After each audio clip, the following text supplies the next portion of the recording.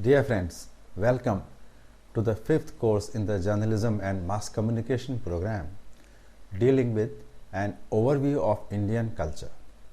So far, we have talked about the definition of culture and its importance for students of mass communication and also the branches of cultural expression. In the concluding lecture in this unit, we shall have a brief look at the more personal symbols of culture and also see how cultural practices have evolved in recent decades, the extent of distortion in Indian culture, and how far the damage thus done has had an impact on the lifestyle of the people. So, first of all, we take up personal symbols. What do we mean by personal symbols denoting culture? By such symbols, it is meant to signify the food and eating habits, dressing up, language, rituals, and ceremonies. In brief, the personal symbols include the gestures, the acts of daily life, the interaction among the people in a society, which denote how we express ourselves, our feelings, and our relationship with each other in a unit.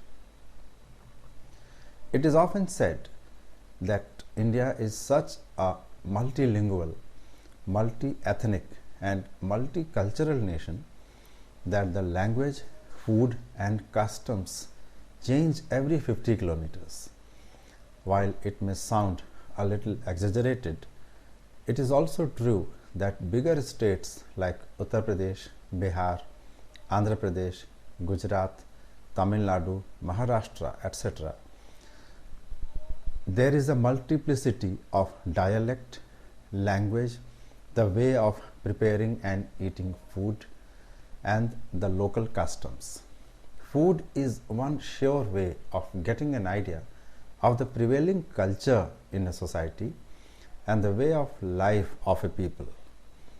It not only indicates the social or community traditions followed as a matter of daily routine, but also the preferences of the people insofar as their nutritional and health needs are concerned.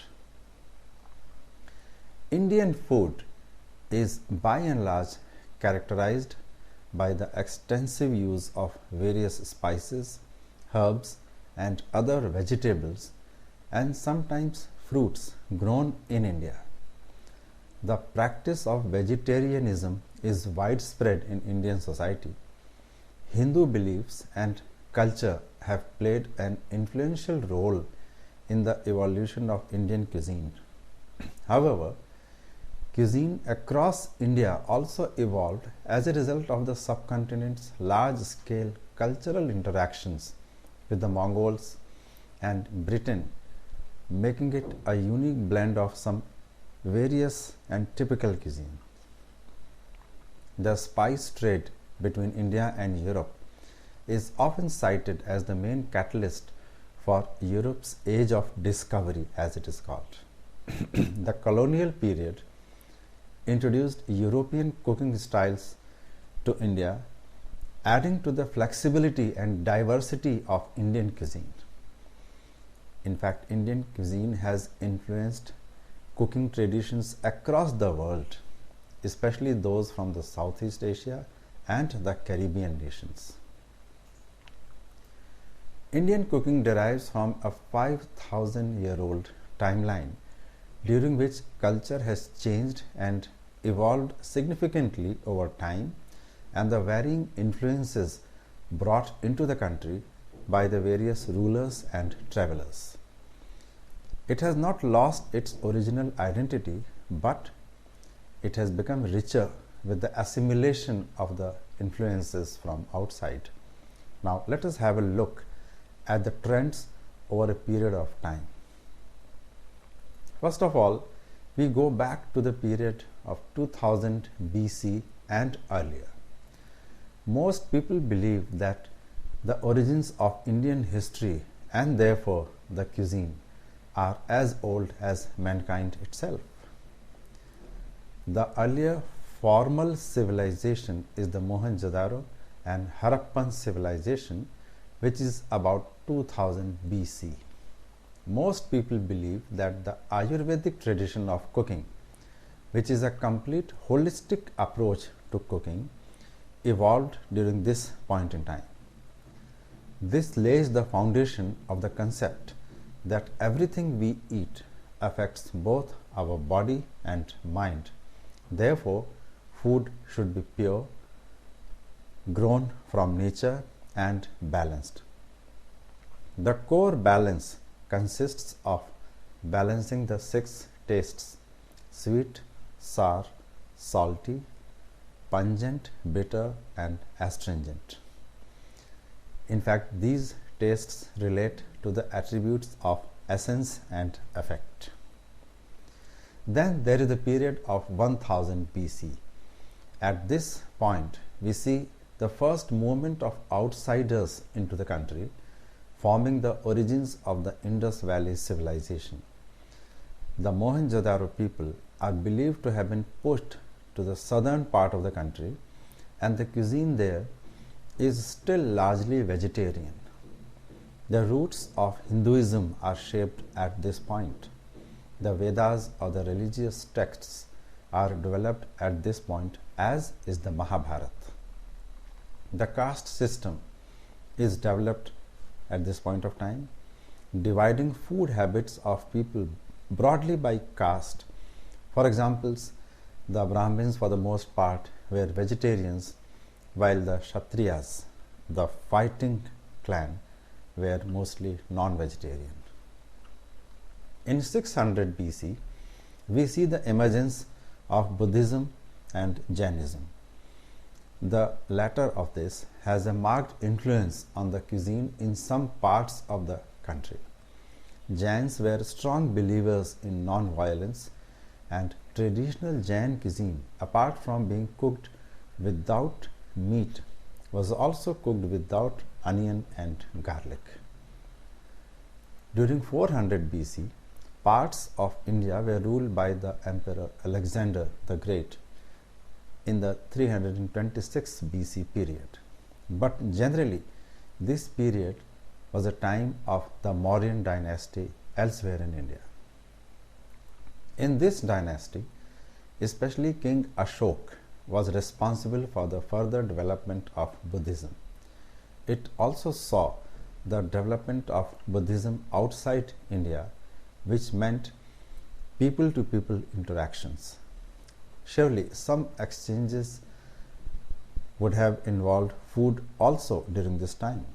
There are references to the development and production of several varieties of natural liquor that were consumed for and during recreation.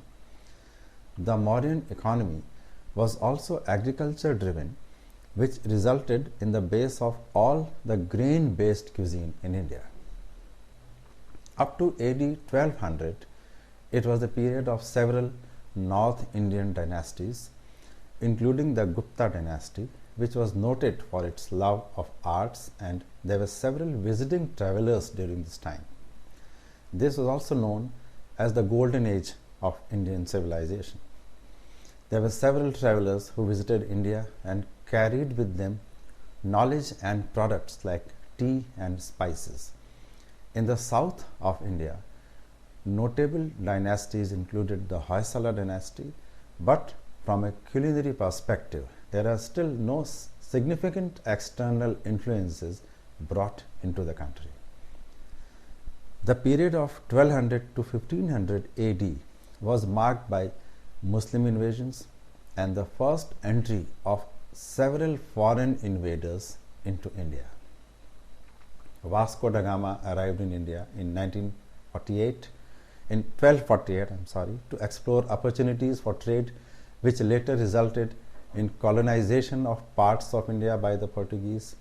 The most notable example of this influence is seen in the cuisine of Goa in western India. The Khilji dynasty ruled in northern India during a significant period of time.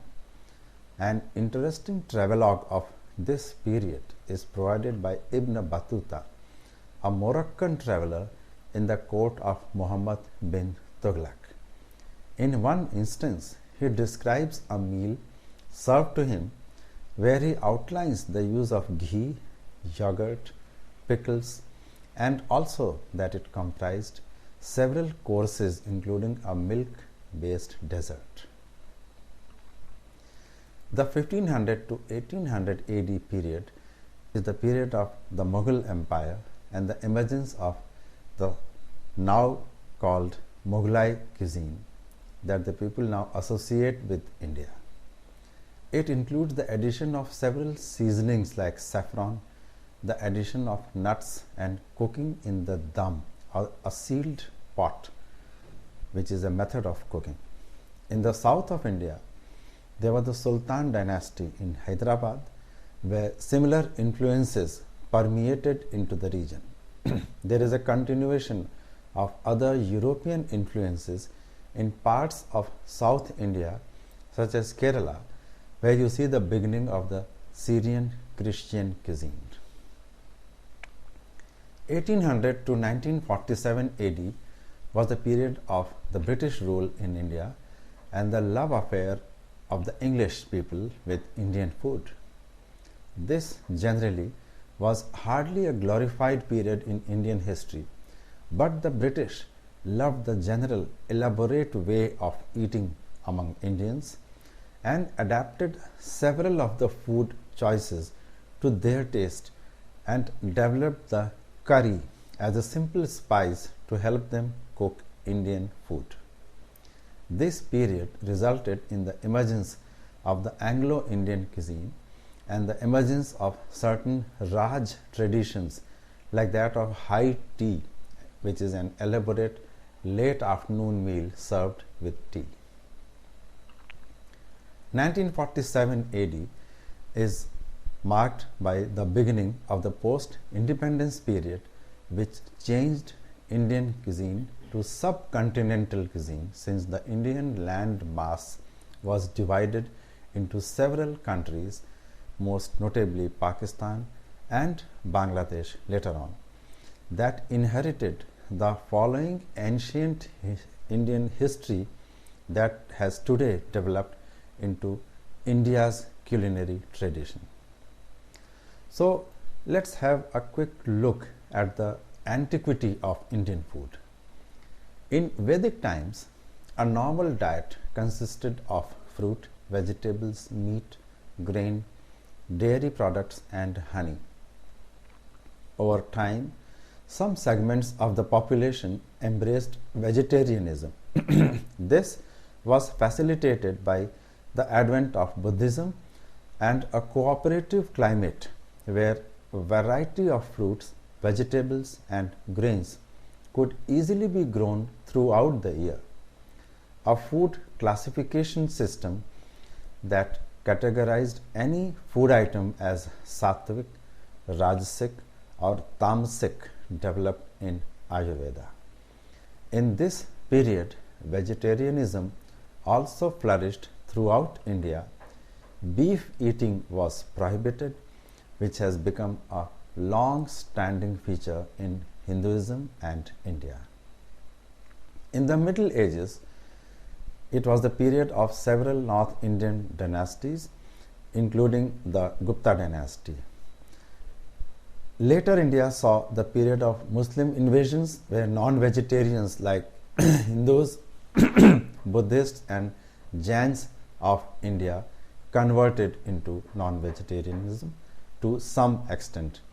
This period also saw the emergence of the Mughlai cuisine that people now associate with India. The staple of Indian cuisine today are rice, atta, that is whole wheat flour, and a variety of pulses. Pulses may be used as whole, dehusked, or split. Split pulses include such as dal, arhar, and so on, and they are used extensively. Sometimes some pulses are also processed into flour known as besan. Most Indian curries are cooked in vegetable oil. In northern and western India, peanut oil is most popular for cooking, while in eastern India, mustard oil is more commonly used. Coconut oil is used widely along the western coast, especially in Kerala. Gingerly oil is common in the south as well. In recent decades, sunflower oil and soybean oil have gained popularity all over India, and hydrogenated vegetable oil known as vanaspati ghee is another popular cooking medium. Butter-based ghee or desi ghee is less used than the former. The most important or frequently used spices in Indian cuisine are chili pepper, black mustard seed, cumin seed, turmeric, fenugreek, asafoetida, ginger, coriander, and garlic. Popular spice mixes are known as a collective term garam masala, a powder that typically includes 5 or more dried spices, especially cardamom, cinnamon, and clove. Each region and sometimes each individual chef has a distinctive blend of this garam masala. For example, a similar spice mix is popular in Maharashtra, but it is slightly sweeter. Some leaves are commonly used in this masala mix, including tejpat or bay leaf, coriander leaf, fenugreek leaf, and mint leaves. The common use of curry leaves and curry roots is typical of all South Indian cuisine. Let's have a look at regional cuisine in India, which is so different from one region to the other that it won't be actually right to term as a pan-Indian cuisine. India actually is a diverse country with many regional cultures, and each region has its own food specialty. Primarily at the regional level and also at provincial levels, the food habits change. The differences can come from a local culture and geographical location, whether a region is close to the sea, the desert, or the mountains, and the local economics. Indian cuisine is also seasonal, with priority placed on the use of fresh produce. People in India consider a healthy breakfast very important. They generally prefer to drink tea or coffee with the first meal of the day. North Indian people prefer rotis or parathas and a vegetable dish accompanied by pickles and some curd. People of Western India would go for dhokla and milk, whereas South Indians will favor idlis and dosas, generally accompanied by various chutneys. Lunch in India usually consists of a main dish of rice in the south and east and rotis made from the whole wheat in northern and western parts of India. It typically includes 2 or 3 kinds of vegetables. Lunch may be accompanied by items such as kulcha, naan, or parathas. Curd and 2 or 3 sweets are also included in the main course. Indian families also typically gather for an evening breakfast, as they call it, to talk, drink tea, and eat some light snacks well before the dinner time. Supper, or the meal in the night, is considered the main meal of the day, and the whole family gathers for the occasion. Dinner may be followed by dessert, ranging from fruit to traditional dishes, which are generally milk-based preparations. Several customs and etiquette are associated with food consumption. Traditionally, meals were eaten while seated either on the floor or on very low stools or cushions. Today, however, most households have a dining space with a table and chairs where the family gathers for at least one meal a day. Food is often eaten without cutlery, using instead the fingers of the right hand. Often a flat bread or roti is used to scoop the curry without allowing it to touch the hands. Other etiquette includes eating with one hand only, preferably the right hand, and letting the food touch only two fingers. Traditional serving styles vary from region to region. One universal aspect of presentation is the thali, a large plate of steel with samplings of different regional dishes accompanied by a curd based dish and breads such as roti, naan, puri, and rice. Most South Indian meals end with plain curd and rice. Traditionally in South India, a well rinsed banana leaf is used as a plate for hygiene purposes and religious beliefs. When hot food is served on banana leaves, the leaves add aroma and taste to the food. Leaf plates are still utilized on auspicious and festive occasions, but are much less common otherwise in daily routine. Traditional ways of dining are being influenced by eating styles from other parts of the world as well. Among the middle class throughout India, spoons and forks are now commonly used, although knives are not. Despite changing trends, efforts are still made by family elders that at least all available members of the family collect on the dinner table at least once a day. This is part of the ancient culture when family ties were constantly strengthened, as eating together is supposed to create bonding and nurture a feeling of togetherness. At the same time, the staple diet comprising roti, rice, vegetables, and dal is a balanced one containing the right quantity of protein, carbohydrates, minerals, fiber, and sugar, in addition to salt and spices, so as to make a complete health supplement.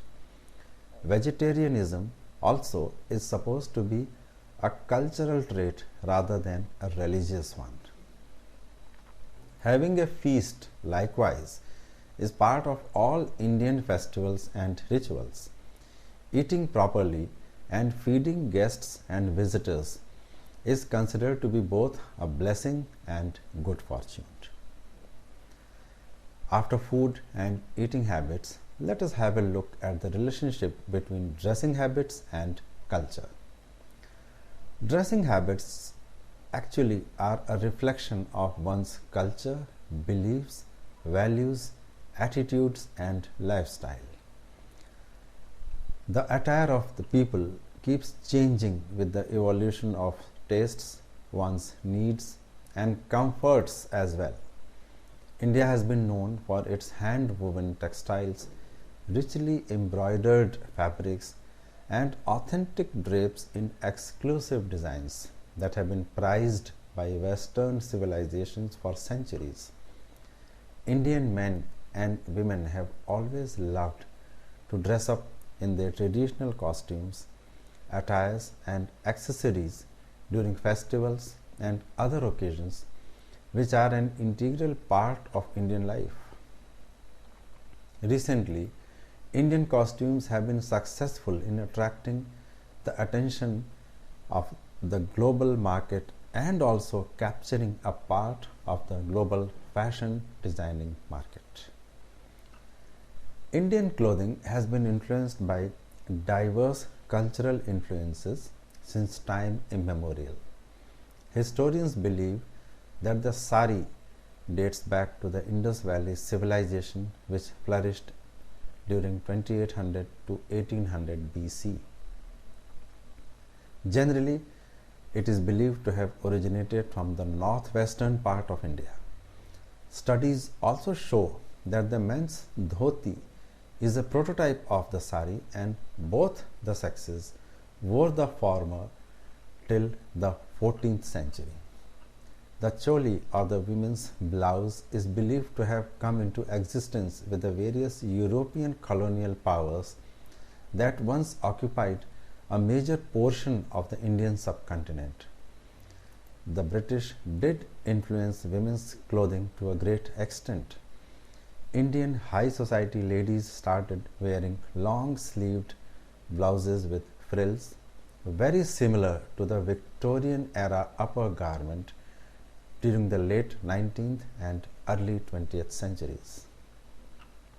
Historians also say that the achkan, which is a long-sleeved coat worn mainly by Muslim men even today, originated in Central Asia. More specifically, it was the court costume for Persian and Turkish nobles. The achkan can reach down to the knees or even lower, and it is buttoned in the front. Now let's come to the saree. The saree is the traditional garment of an Indian woman. It is an unstitched piece of cloth which varies from 5 to 9 yards in length and can be worn in different styles. A saree is worn over a petticoat and a short sleeved blouse. The most popular style of wearing a saree is by tucking one end into the petticoat at the waist, while a major portion of it is pleated neatly and tucked in the front. The rest of the saree, which is known as the pallu or pallav, is taken over the left shoulder. The pallu is the most fascinating and striking feature of the saree. It is often very heavily embellished with woven motifs or embroidery. However, this authentic Indian garment has lost some of its popularity as daily wear in the recent past. Western outfits have made an inroad into the Indian woman's wardrobe as well, due to a shift towards rapid globalization and emerging corporate and business culture. Today, women prefer to wear clothes that offer ease of movement in addition to style. Also, with the boom in the retail industry, Indians have a wider variety of options to pick and choose from, and women are being increasingly seen in Western style outfits, notably jeans and shirts and trousers and so on. However, this authentic Indian garment, that is saree, it comes in varied textures and styles. For most formal occasions, it still remains the favorite thing to wear. One finds women in both the middle class and the elite looking their best in a graceful saree. The materials may vary from crisp cotton, rich silks to synthetics and chiffons, but the final overall look is simply elegant and matchless. Every region of India has a distinct saree of its own, very much influenced by their particular social milieu and culture. Some well-known regional styles of a saree and its wearing are like this. The Bengali saree. In the traditional Bengali style, this saree is draped around the body without plaits, and pallu is left loose by hanging over the left shoulder, often with a bunch of keys attached to it. The earlier generations of Bengali women preferred the style because of its sheer simplicity and utmost comfort. The Gujarati saree sports a distinctive style, as the women in Gujarat wear a saree with a neatly plaited pallu brought in front over the right shoulder, with one end tucked around the waist to the left, which is quite opposite to the way people in the north wear. The Maharashtrian saree is a 9-yard saree called the Nawadi. It is the traditional style very similar to the men's dhoti. The pleats of saree are placed between the legs and tucked in the center back. Fisher women in the coastal regions of Maharashtra still wear a Nawadi saree. The Tamil saree is very similar to the Maharashtrian 9-yard saree, where the pallu is quite long and wrapped around the waist and tucked in.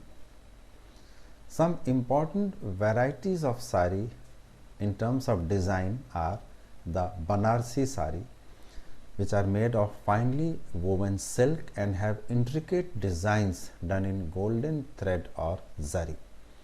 Banarsi sarees are relatively heavy and worn by Indian women on important occasions. The wardrobe of any Indian bride is deemed incomplete without the customary red Banarsi saree. In fact, in most states, the Banarsi saree is the one that the bride wears for the wedding ceremony. The Baluchari saree of Vishnupur in Bengal is made of silk and woven on special looms. The Chanderi saree derives its name from Chanderi, a small town located in Madhya Pradesh, which has long been famous for its hand-woven sarees. The Dhakai Jamdani saree originated in the region now known as Bangladesh and is made with superior quality cotton.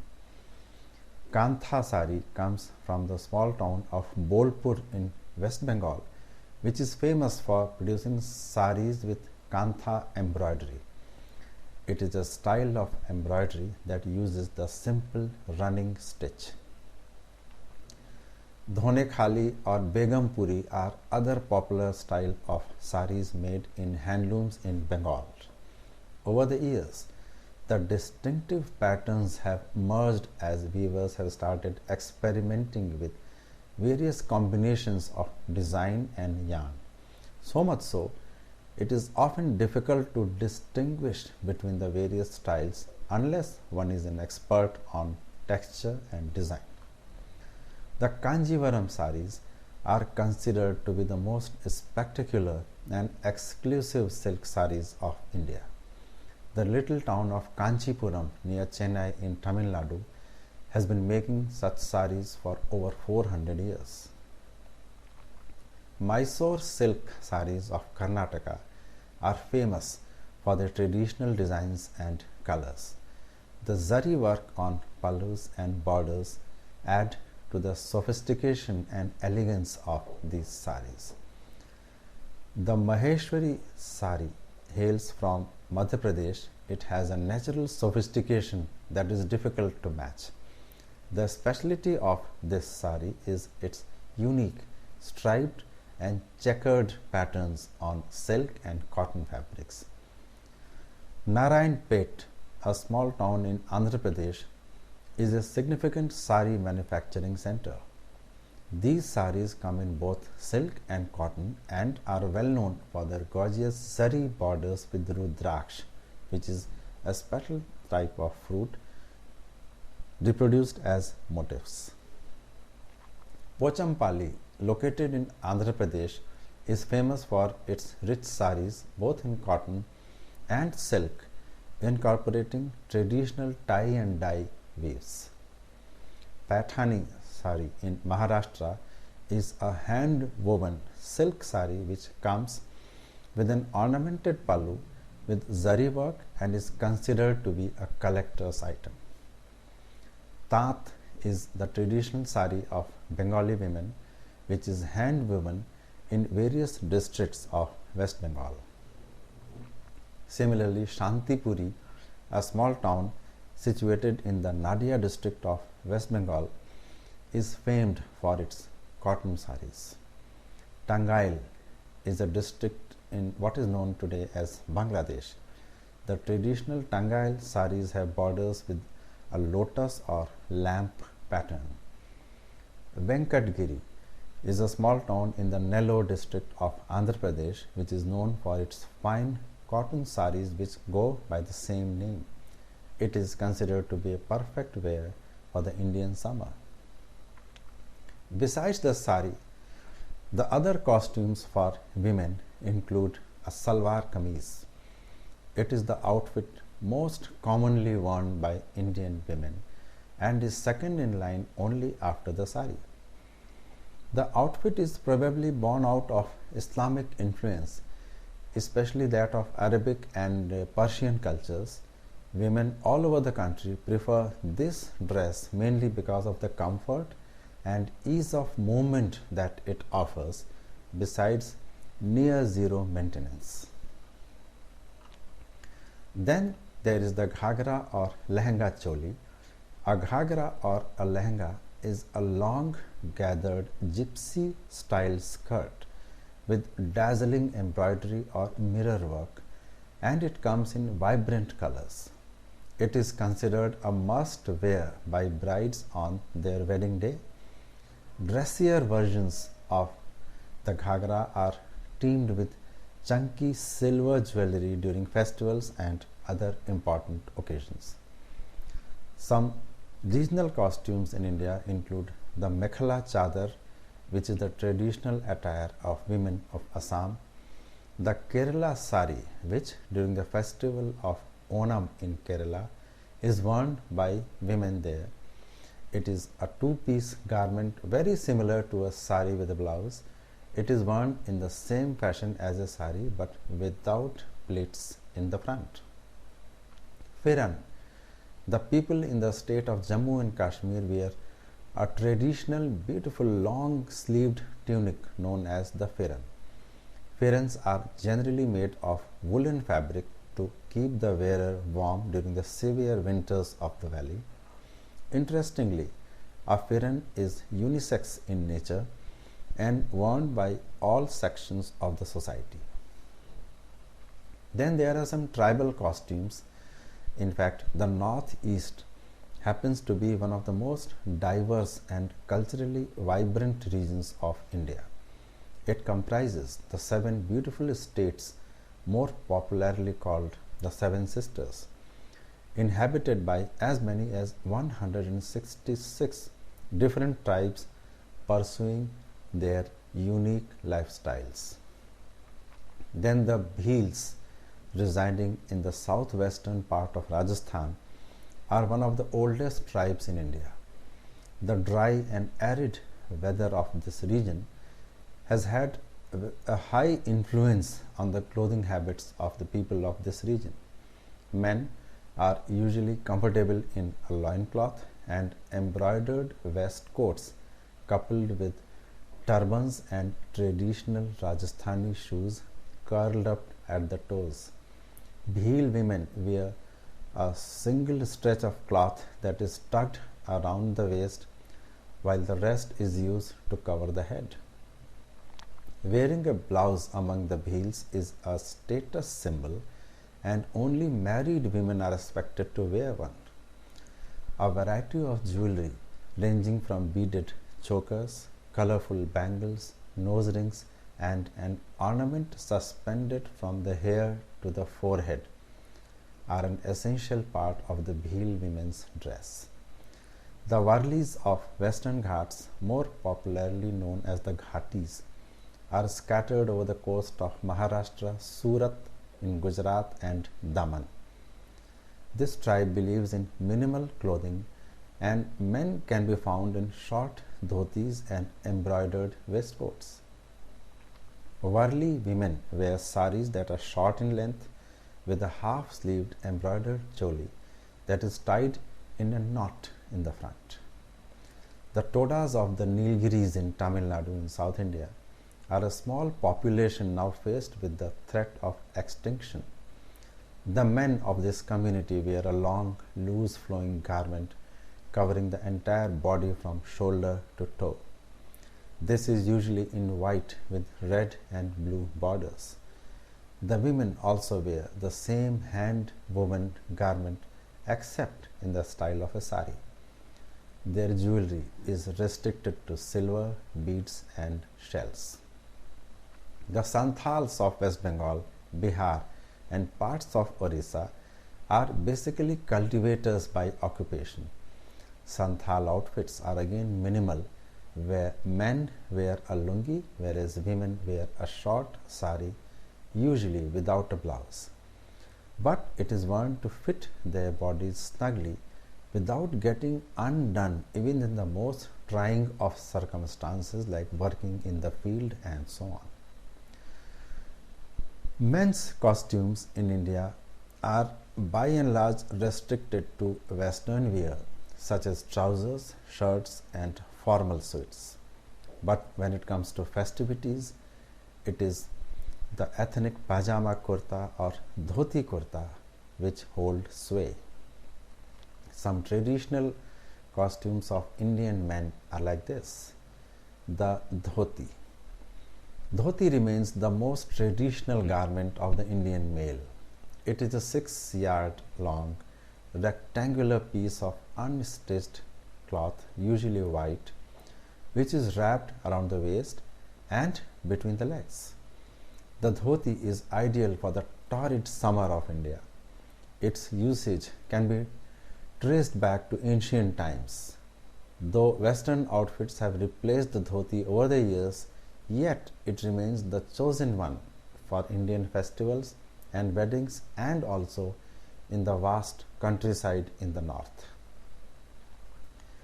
A dhoti can be worn in a variety of ways and it has different names according to the style.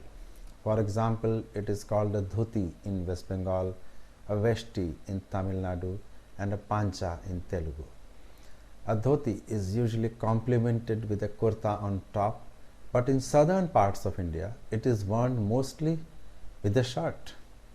An angavastram or an unstitched piece of cloth is placed over the left shoulder in case a shirt is worn. A South Indian dhoti is worn like a lungi and often has a broad and bright zari border.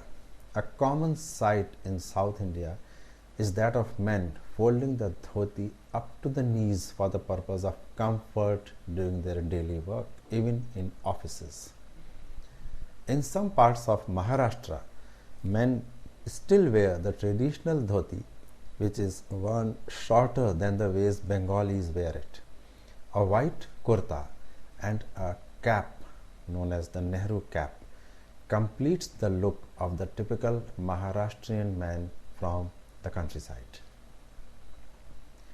Lungi is a piece of cloth sewn in a circle and worn around the waist like a sarong. Besides India, lungis are popular in several communities across Asia such as Bangladesh, Pakistan and Sri Lanka.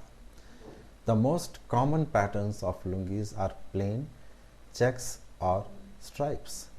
It is considered to be a very comfortable garment among males in regions where conditions make it impossible and uncomfortable for men to wear trousers all the time.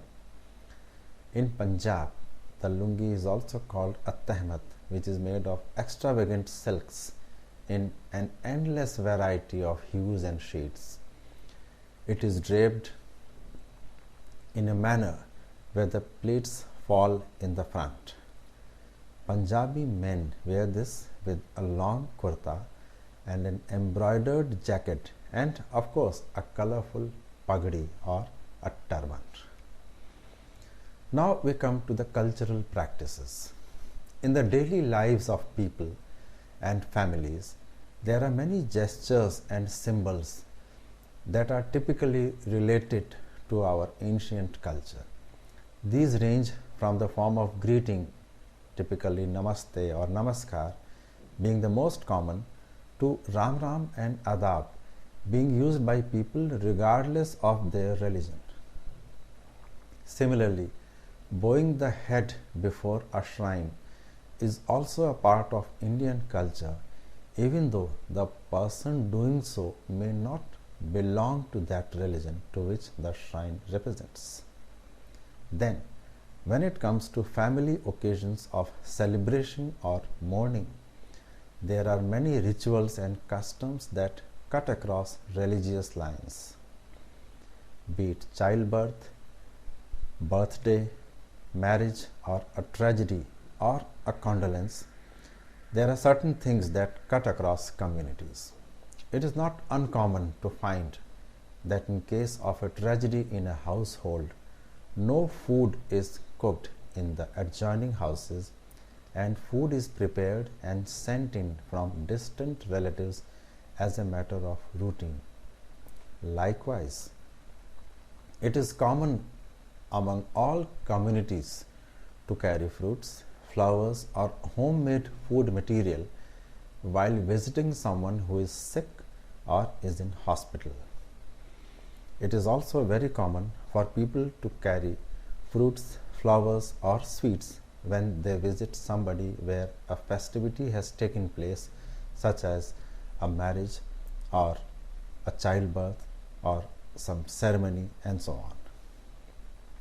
Ceremonies such as applying mehendi or henna by the bride and the women folk are common among Hindus, Muslims, Sikhs, and others. In weddings, use of floral decoration, exchange of garlands, music, feasting, dancing, etc. has also become common in many communities. It is notable that such ceremonies and practices are more Indian in nature than being identified merely with a religion or a community. Such is the composite culture of India. Now we come to the aspect of distortion of Indian culture. The progress and development of a nation depends critically and crucially on its unity and strength. India is a plural society and we seek unity in its diversity. It is a complex issue with several dimensions such as religious, regional, linguistic, ethnic, social, cultural, economic, etc. One needs to look at it from many levels such as political, constitutional, legal, administrative, educational, psychological, journalistic, and so on to arrive at what has been happening to the thread and fabric of Indian culture. During the last 2 or 3 decades, India's composite culture has constantly been under attack, with vested interests always trying to fish in the troubled waters to serve their respective political ends. One example was when the government of the time gave in to the growing pressure from a section of a community to nullify a Supreme Court judgment in the Shahbano case sometime in 1985. Then in February 1986, a district court in Faizabad in Uttar Pradesh delivered its verdict for the worship of Lord Ram at Ayodhya's Ram Janambhoomi and Babri Masjid complex. The Vishwa Hindu Parishad, in conjunction with the Ram Janmabhoomi Trust, launched a movement for the control over the structure and its renovation, aiming at the construction of a Ram Mandir there. A political party named the Bharatiya Janata Party, until it came to power, gave its active support to the movement. The disputed shrine in Ayodhya was demolished on December 6, 1992, and subsequently the BJP came up with the concepts of Hindutva and cultural nationalism. Its concept of Hindutva suggests that all inhabitants of India, irrespective of caste, creed, or faith they believe in, are Hindus and their culture is Hindu culture, which is a throwback to the ancient period. Such an approach of redefining India's culture goes against the basic spirit of India's composite culture, which has evolved over thousands of years. Given the fact that the Indian society is plural in nature, what is needed is the beautiful expression of India's different cultural layers and not a forced uniformity of Indian culture where none exists as a matter of fact. As we just learnt, food, eating habits, dressing habits, social habits, ceremonies, cultural exchanges, so on. Everything differs in India from one region to other, and all these constitute what is known as Indian culture. The Ram Mandir issue, unlike the goal of Swaraj before independence, was the goal of all Indians, and the Ram Mandir issue is by no means a goal accepted by all Indians. This consensus issue, this contentious issue, has always evoked counter-response, violence, and more violence in response to it, which is unlike what Indian culture has meant to the people over the centuries. Everyone needs to realize that our people are very sensitive about their religious identity and its associated institutions. No conscious effort should be made to unify different religions. An eclectic religion based on the good points common to all religions is perhaps not a practical disposition. It is easier to be an atheist than to allow even one good element from any religion into one's own. Such is human nature. In such circumstances, the only alternative is to recognize differences in religions as a matter of fact and as a matter of personal taste like food and dress, etc. The need of the hour is not mere tolerance but complete understanding, goodwill, and respect for one another's religious beliefs and assumptions. Another act that might lead to the distortion of India's culture and its comprehension by the younger generation has been the change and deletion of some text from the NCERT history textbook, as also an attempt to rewrite India's history from a certain ideological point of view. The revision of history textbooks, or for that matter any textbook, is not objectionable, but what is objectionable is the manner and the political overtones in which it is sought to be done. Theories and facts in history have always been challenged, but all this should have an iota of transparency in it. All attempts at communalizing history to suit a particular worldview need to be thwarted. There should not be unabashed deletion of text only because it goes against particular ideological beliefs. It should be ensured that the line between history and mythology does not get blurred, and at the same time it is important to have a regard for icons in mythology, for legends in history and mythology and religion, while we express ourselves during festivities, during commercial activities, and so on. Two other issues that have been opposed by the cultural chauvinists of the country are participation of Indian girls in beauty pageants and the observation of Valentine's Day in the country. These two examples are mentioned here specifically because the opposition to these two things has come in as part of a so-called campaign to uphold Indian culture. To view these two activities as a violation of Indian cultural ethos and Indian traditions is completely illogical. No culture is static, and this is especially true of Indian culture, which has since ancient times not only withstood the onslaught of foreign culture but has also assimilated the positive aspects of foreign culture into self. Today, boys and girls of all religions prefer to wear jeans, t-shirts and other such pieces of clothing such as jackets and so on, which are not part of the ancient Indian dressing habits or ancient culture of India, but such pieces of clothing, such ready-made clothes are considered to be comfortable and suitable for young people who are in a hurry, who are moving around, who are working, studying and so on.